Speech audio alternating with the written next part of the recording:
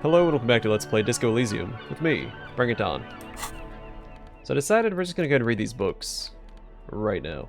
We'll start with Helmdaller Man, the Man from Helmdall, and then we'll read the Man from Helmdall and the Devil Woman. The cover of this tattered paperback features the Man from Helmdall standing atop a pile of bloody corpses. His two Zweihanders are crossed over his massive chest in a dramatic X, their blades dripping with gore. Hell yeah. Behind him rise the harsh, snow-capped peaks of his native Northlands. In bold red letters, the title, Helmdaller Man, the Man from Helmdall, unfurls like a banner. In the foreground, a nearly nude woman lies spread in supplication, her privates strategically covered by her flowing black hair. Look at the back cover. The back blurb reads, "His latest adventure serves as the perfect introduction to the savage Helmdall saga. Meet Man from Helmdall, his faithful blood brother Tyribald, the noble Lord Hrothgar, and some of their most fearsome foes yet for the Northlands, for Helmdall." Below, in smaller font, you see the parenthetical, adapted from Man from Helmdall and the Necromancer's Treasure. Man from Helmdall, Lord of Hrothgar, and Man from Helmdall, the Curse of Hera. A brazen attempt to bilk fans for more money by splicing together old stories under a new title. Oh, where there's demand, there's always supply. Nothing wrong with that. People find comfort in familiarity, remembering old experiences, looking at old photos, reading old stories. I read the first couple of pages. The story opens in media res. The Man from Helmdall and his band of northern reavers are in the bowels of an ancient temple, surrounded by an army of gibbering wights, led by the deathless necromancer. One by one, the brave Northmen fall to the relentless crush of undead, only to join their number as reanimated corpses. By nightfall, only the Man from Helmdall and his blood brother, noble Tyribald, are left standing against the dead horde. "It is an honor to die by your side, brother," Tyribald cries, as his battle axe beheads one of their reanimated comrades.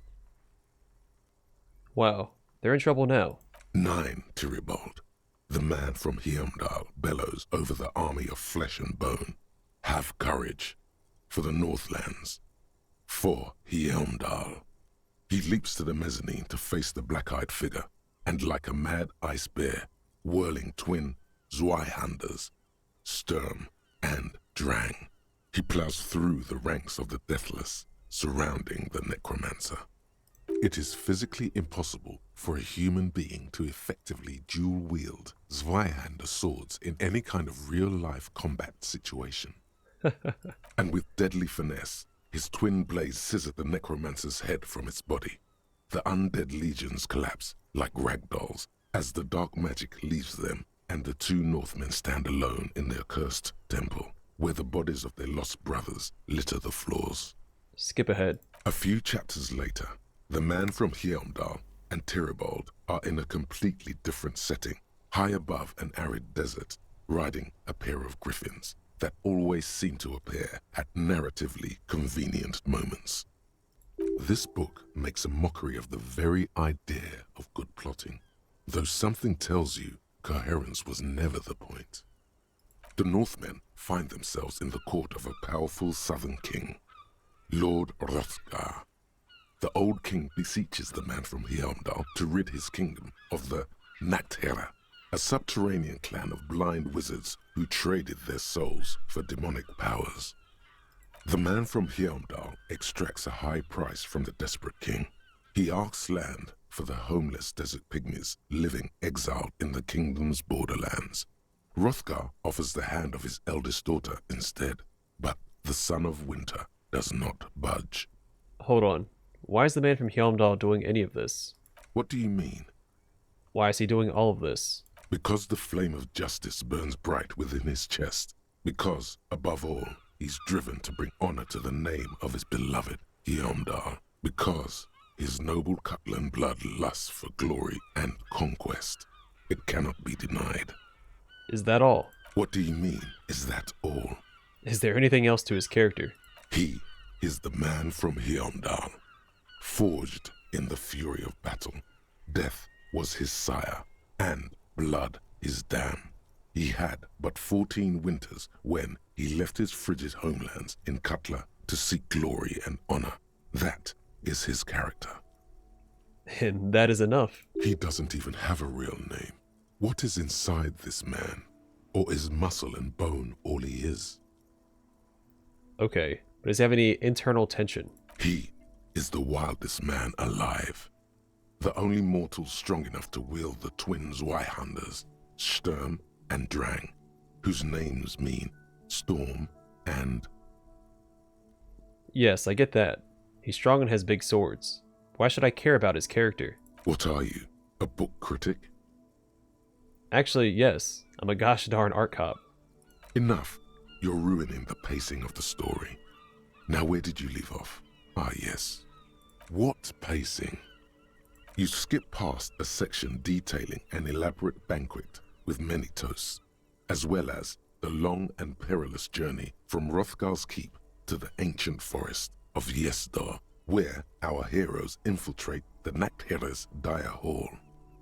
In the center of the great hall stands a blood altar on which a pair of Nachtherre are disemboweling a shrieking peasant, an unholy rite that empowers the Nachtherre forbidden magic.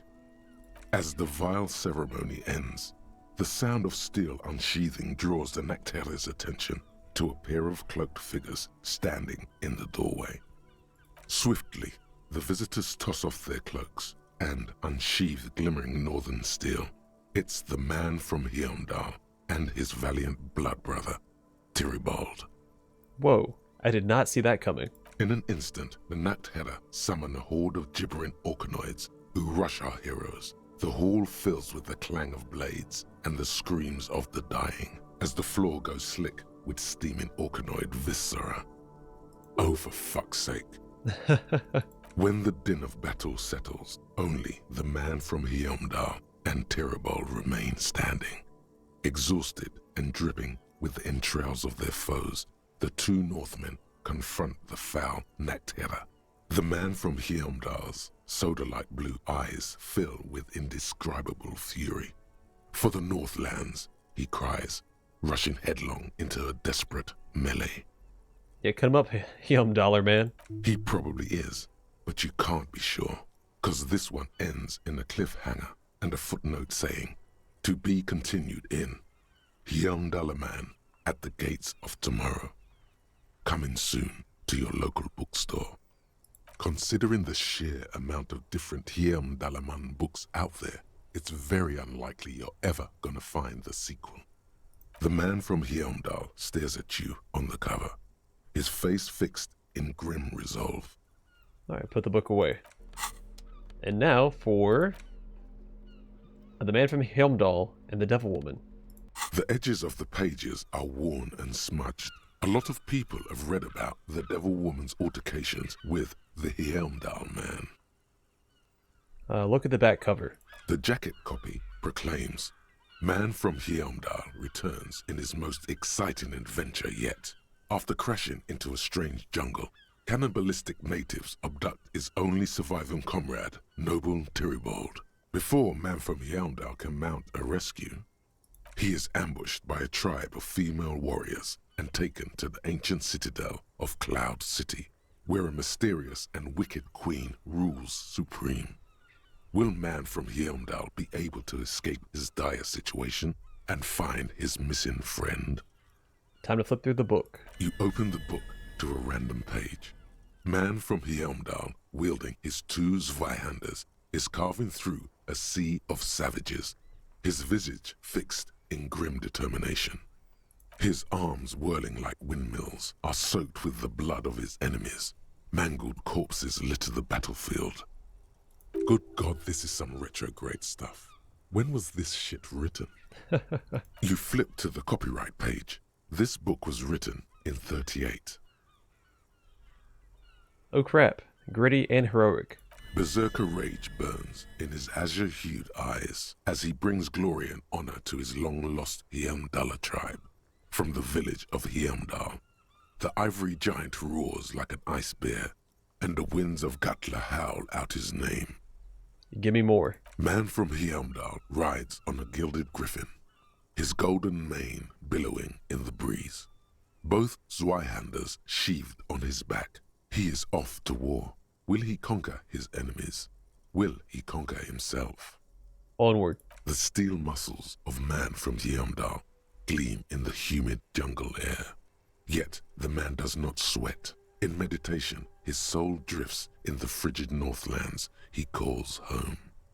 Holy crap, this is so me. Really get into the book. A passage reads, "The man from Heimdall looks up, his eyes blue as the mountain lakes of his homeland. He rarely speaks, but now his voice booms in the darkened throne room. Do not try to sap my masculine essence, wicked temptress. Son of Heimdall will never succumb to your seductive wiles. Thine spells are no match for purity and strength of will. Brothers of Heimdall, stand above the vices of flesh, for it is weak and corruptible, yet mine is forged in gore and strife." Queen Lilienne just laughs, a sultry and salacious sound, then says, "I have grand plans for you, man from Heimdall." She gestures her diabolical hand toward an array of potions and unguents. "First, you shall please me. Then lead my armies against the vicious cannibals. Not a muscle moves in the face of the man from Heimdall. Yet inside, there is turmoil. This goes against all he holds sacrosanct." Wow, this is epic. In the final pages, man from Heimdall mounts Galavarin, his mighty griffin, and turns his gaze to the horizon. Queen Lilienne is dead, but an army of cannibals is storming the gates, and still there's no word of trusty Tyribald. To find out what happens next, you'll have to pick up Man from Heimdall and the Three-Eyed Skull, available in fine bookstores everywhere. Spring 39. I put the book away. I was kind of lame. I didn't even get experience for that one. I got 5 experience for reading the first one. Actual art degree. Trite, contrived, mediocre, milquetoast, amateurish, infantile, cliché and gonorrhea-ridden peon to conformism. I fucked me. Affront to humanity. War crime. Should literally be tried for war crimes. Resolutely shit. Lacking in imagination. Uninformed reimagining of. Lip-wristed, premature, ill-informed attempt at. Talentless fuckfest. Recidivistic shit peddler. Pedantic, listless, savagely boring. Just one repulsive laugh after another.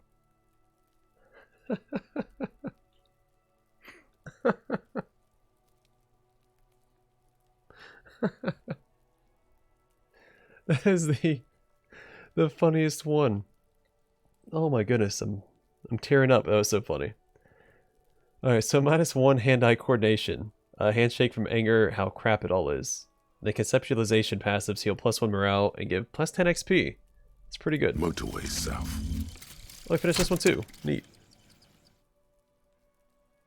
The lone vector stretches in your mind's eye into the wild pale yonder, for an unimaginable distance, forgetting, until you can no longer remember anything. No cities, no mountains, no oceans, and finally, no vector. Nothing remains. A blank space with no point of reference, where only one type of motion is possible. The motion of a human throat, swallowing, and then it comes to you. To reach the end of the motorway south is to be unborn. You've had this thought before, while aimlessly wandering the streets of Jamrock. A lost piece of the man you were. A dark hope. All intellect white checks unlocked. +1 Inland Empire, the swallowing motion. Oh, I think that means that we unlocked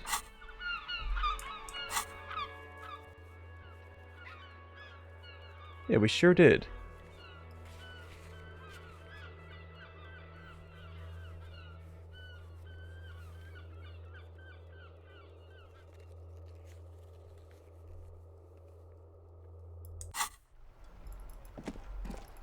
We unlocked this, the wall check again. So we have another 72% chance of succeeding. When I equip all the right clothes, that is.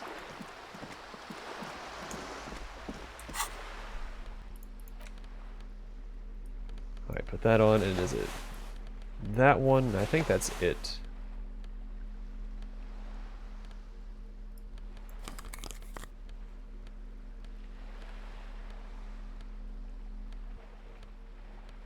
But I will double check.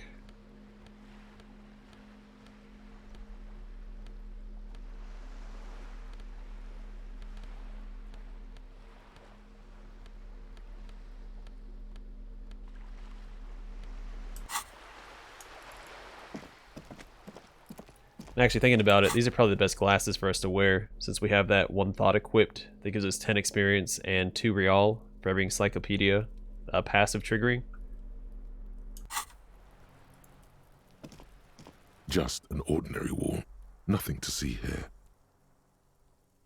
Alright, why am I looking at this wall? Because you see it, finally. This wall is sublime. Look at it. The shadows, the colors. Let the conceptual joy flow into your pupils and blossom into thoughts in your brain. All the other walls on all the other houses must make a pilgrimage in adoration of this, the uncontested pinnacle of wallcraft, color peeled from the very face of God. More. O wall father. Oh, wall father. Yes, I must paint this wall. Add to it. Absolutely. Now you just need the materials. You already have the heavy fuel oil to use as paint, and Cindy the Skull has a paintbrush. This is completely doable. Oh yeah, I did find that, the heavy fuel oil, didn't I? I already have heavy fuel oil, and Cindy the Skull has a paintbrush. Yes, great thinking. Go talk to her. The wall will be waiting. Alright.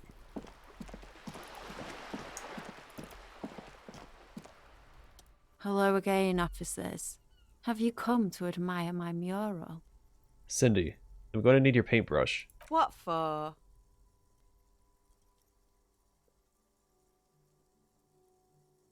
For art. It's for art, okay? Well, if it's for art. But what kind of art are we talking about? Her eyes narrow to slits. To be honest, I haven't really thought of anything yet, but I'm sure I will. Then you have time to find your own fucking brush. To crush a man's dreams like that, I hope you're happy. There, Piggy. I guess art just isn't really you. 'Cause you suck in life and in everything. Darn. As she says in mocking compassion. We only have one chance. I'm not going to waste it yet. Well, shoot. I should have picked a different option there, I think. That's okay. Let's go talk to... I'm assuming Tommy isn't out and about. But the smoker might still be in the whirling in rags. We can go talk to him. And do that composure check.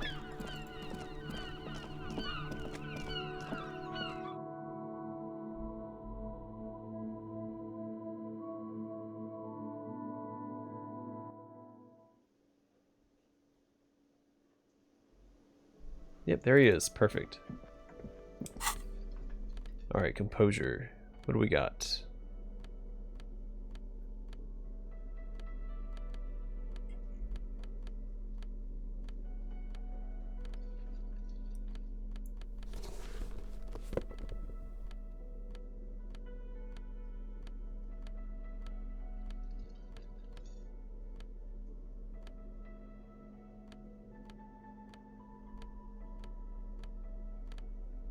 Well, I guess that's it. Hi again, gendarme. Oh, that's a yellow check. Never Bye-bye, mind. gendarme. It's not a white check. Or not a blue check.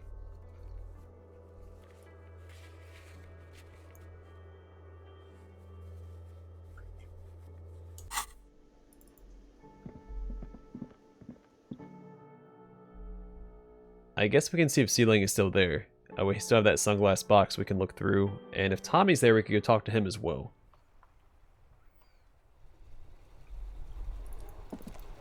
Introduce Tommy to some real poetry. Alright, he's not there. So that will have to wait till the morning. But is Sealing still down here? He's not. Well, shoot. Alright, well, you know what? Let's go back across the waterlock. We'll speak to some of the people in the village. I will save the church investigation, because it seems like one of the bigger quests. We'll save that for when Kim is back with us.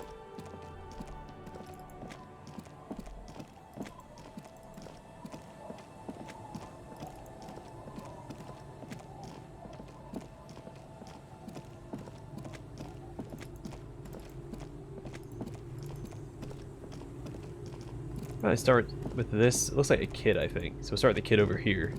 Then talk to that person and work our way westward. Hi, officer. A woman in a raincoat stands on the quay. I always try to say quay, it's quay. Considering an overturned boat. A sword and a scabbard hangs from her hip. Anything I can help you with?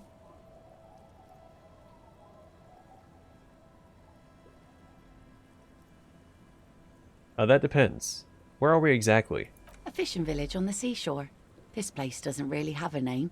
It's sometimes called Elysium. She looks around. Why? The sign on the street leading here is illegible. Has been since they built this place. The wind rattles her earrings. Well, as always, I am the lawbringer. Are you now? There are a lot of lawbringers around Martinez, but not a lot of law. She smirks. I guess men with authority have their quirks.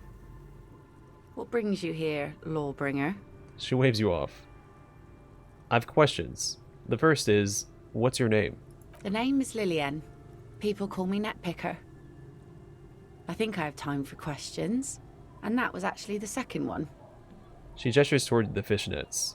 Indeed, you're always confused as to your whereabouts. I'm looking for someone. Maybe you can help. Let's see. Who are you looking for? She tilts her head ever so slightly. I'm looking for missing cryptozoologists. I don't think I know what these are. Care to elaborate? She frowns, thinking. People who look for animals, who are hard to find. Aha! Like snowmen. She exclaims. Snowmen? Haven't heard about those. 2 old guys have been wandering around here, nose in sand, talking nonsense about snowmen and the like. Wait, the like? Right. Not only snowmen, also green men, monkey men, burning rhinos. You get the picture. She nods. Oh, you're getting it. And it is gorgeous. Where did they go? I don't really know. Further down the peninsula, I guess. I mean, that's where they were heading. Who else are you looking for besides snowmen? She points north. Well, that's it. I'm not looking for anyone else right now. Well, how can I assist you then, officer? I was asked to get your signature. Hand Everart's envelope. Wait, is she one of the ones that we have to get the signature for?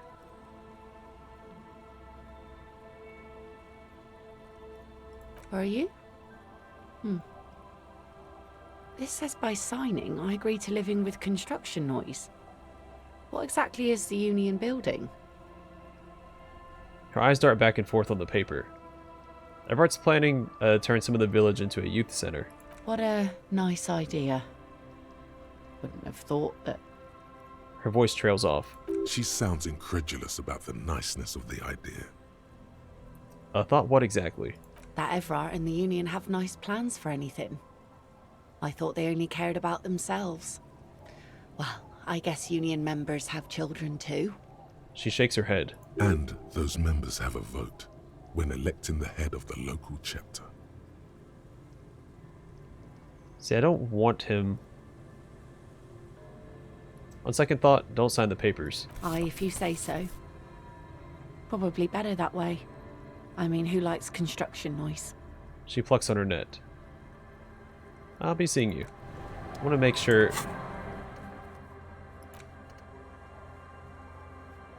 So I need to find a paintbrush for that.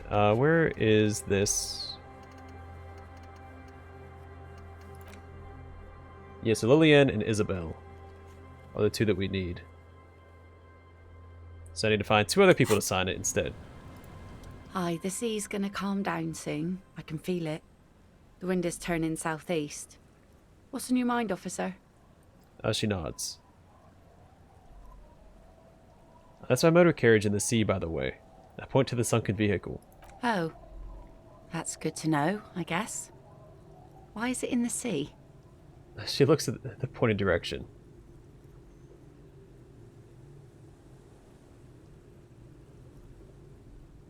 I got drunk and apparently drove it in the sea. This calls for a funeral, if you ask me. She looks at you and shrugs. Are you suggesting we honor the carcass of my former motor carriage? Aye. Feels deserved, don't you think? Falling in the line of duty like that and all? What an odd thought. Maybe I should. Why odd? Our things are a part of our life world. They're made with our human sweat and they share human history. We should care about them as we care about humans. To some extent, at least. Life world. Someone's been reading up on last century Gottwaldian philosophers. Play it cool now. Alright, I'm in. But organizing a funeral takes a lot of time and effort, doesn't it? Oh yeah? You won't even be able to get it out of the water before early June. And where are you going to bury it? Who to invite? What music to play at the wake? She says with a chuckle.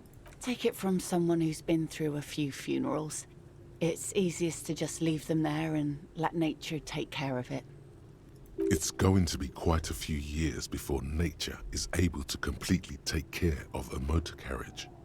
You could always come back in a few months and see if you still want to give it a proper send-off. It's a pity we don't get to do more frivolous side activities, like rejuvenate the doomed commercial area, or... I understand, believe me. I really do. I think about all the frivolous side activities I could be doing every time I go out there with my nets. She brushes back her hair. But daydreaming is a rich man's game. At sea, you can't afford to be careless and dream. Anyway, what are we talking about here again? She shakes her head. What do you do around here? Like I said, fish mostly. Sail the waves, take care of the kids, pick nets. Right now I'm tarring a little skiff. What else? I sell the fish to people in the Delta to serve at their fancy restaurants. Authentic insular Indian cuisine. Is that enough to make a living? Sometimes I also walk to the beach to see what the sea has given up. The sea is full of surprises. Keep it professional, man. Don't make it sound like you're hitting on her. Well, interesting. What have you found? Wood, pieces of glass. Every once in a while we see dead bodies. Human, animal, fish, other odd sea creatures. A mine washed ashore once. Bottles, drugs also. Lost cargo in general. Most of the time it's just wood and glass. She looks at the beach. All right. Major choice moment. You only get to ask one thing. It would be weird to say them all. Choose wisely.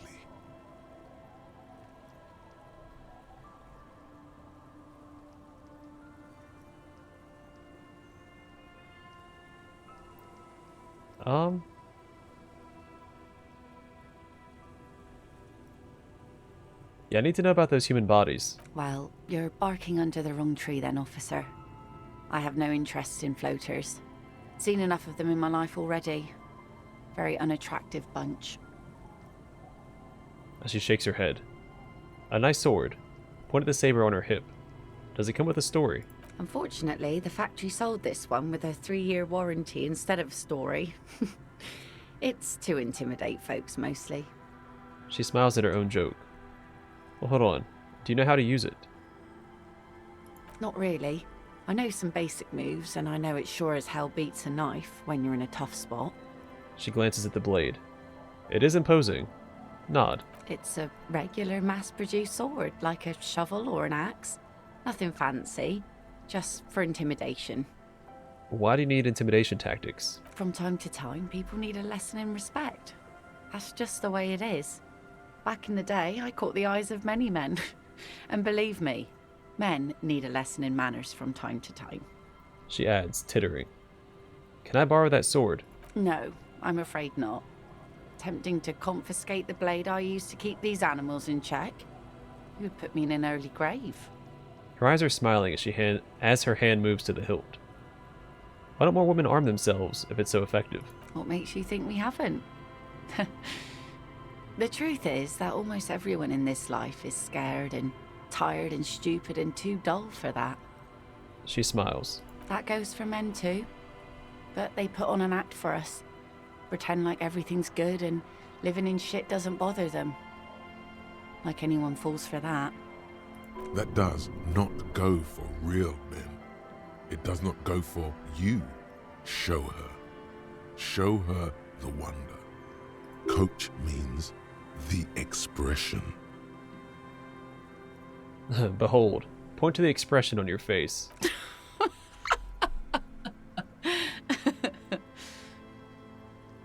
Her eyes meet yours, and suddenly she starts laughing.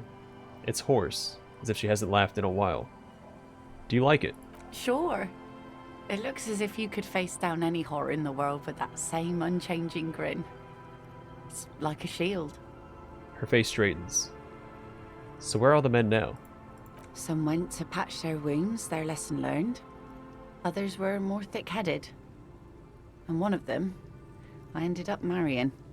She looks down. Wait, why? If they're thick-headed. Guess I enjoyed the way he bled. Her expression doesn't change. It's hard to say if it's a joke. If it is, then why the melancholy? Where's your husband now? Gone. Gone where? To the waves. The sea took him. It was a long time ago. Her eyes stop in yours. Oh. Say no more. Wait for her to continue. He didn't respect the sea. Went out there, drunk like a skunk, and sure enough, one day the boat was found floating empty. The bloated corpse turned up 2 weeks later. Now, before you tell me how sorry you are for my loss, know that it was 4 years ago, and I've moved on. There's only so much mourning you can do for a drunk with sinewy muscles. She really liked those muscles, though. It's in the way she pronounces sinewy.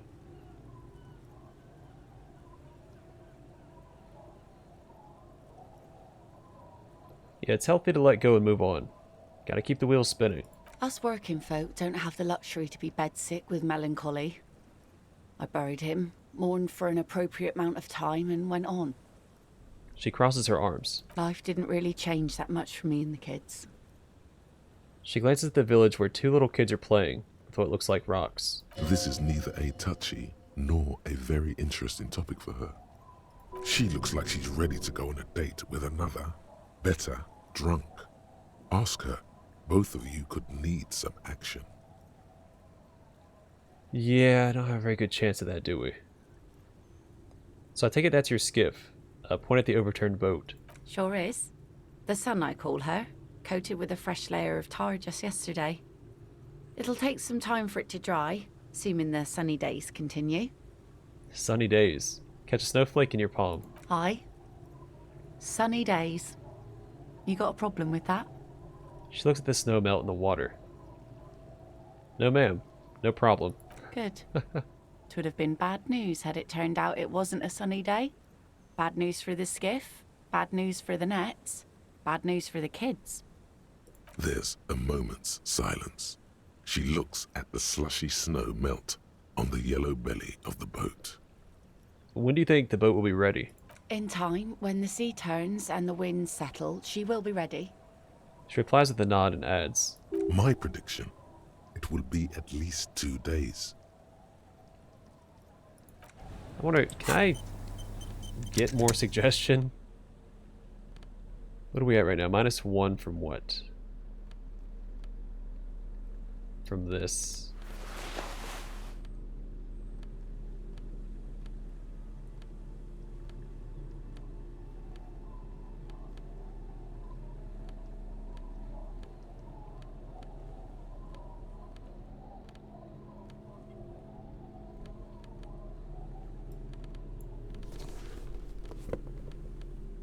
I mean, it's not gonna be enough, I don't think, but...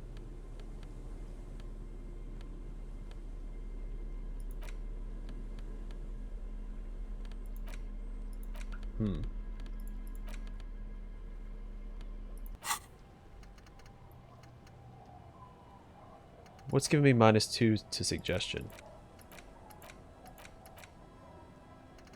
Oh, yeah, I'm not getting rid of that. That's too good. Well, bringing of the law jaw.